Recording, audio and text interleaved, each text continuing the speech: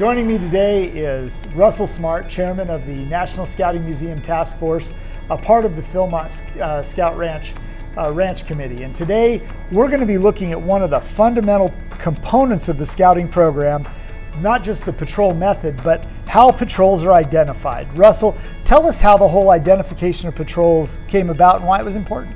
Well, it all started with the Brownsea Island Camp, Harold, as you know, when Lord Baden-Powell had that experimental camp on Brownsea. He divided those boys who were with him in that camp up into 4 patrols, and it was a unique experiment to see how that would work. And he realized that they needed some way to identify which patrol they were a part of. So he put different color ribbons on their sleeve, and the different color ribbon would indicate which of the 4 patrols they were a part of. So when scouting began, after Scouting for Boys was published in 1908, the use of a colorful ribbon on the sleeve was carried over as a way to identify patrols. And so in this display, we have a couple of examples of those early patrol ribbons to identify which patrol it was. The 2 that we have pictured here are a beaver, which happens to be my favorite patrol from my Wood Badge experience. I'm a beaver, so I use that as one of the examples. The other is unique in that all of the other patrols in the Boy Scouts of America were 2 colors of ribbon. The 2 ribbons may have been the same color, but they were 2 colors. There was one patrol, though, that got to have 3 colors in its ribbon, and that was the Flying Eagle Patrol.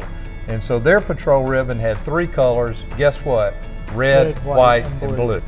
Well, interestingly, I'm an antelope, so I'm the speed goat at the other end of the spectrum. And I was actually patrol leader of the Flying Eagle Patrol with Troop 91 in Taipei, Taiwan. And we had all sorts of cool stuff. We made our own flag. We did all those kinds of things. Speaking of flags, we have a number of flags that were official issues of the Boy Scouts of America. Why did they get into creating flags, and then why did they get out of it?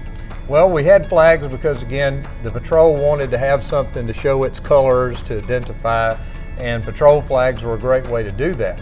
And the Boy Scouts of America created standard patrol flags to get it started.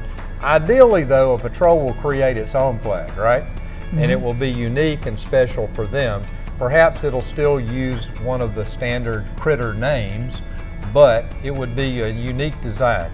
But we do have patrol flags that carried the same design as the patrol medallions, which was the successor to the ribbons.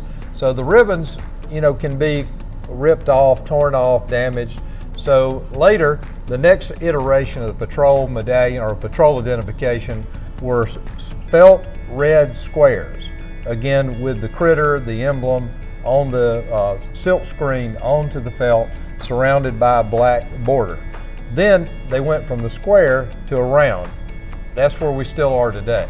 And over the years, it evolved from a red and black type patrol medallion to a multicolor, to the current ones we have that are different color emblems, but with a standard tan background. Well, that's all the time we have for this week. Join us next time as we continue to learn more about the history of the Boy Scouts of America through the collection of the National Scouting Museum and Artifact of the Week.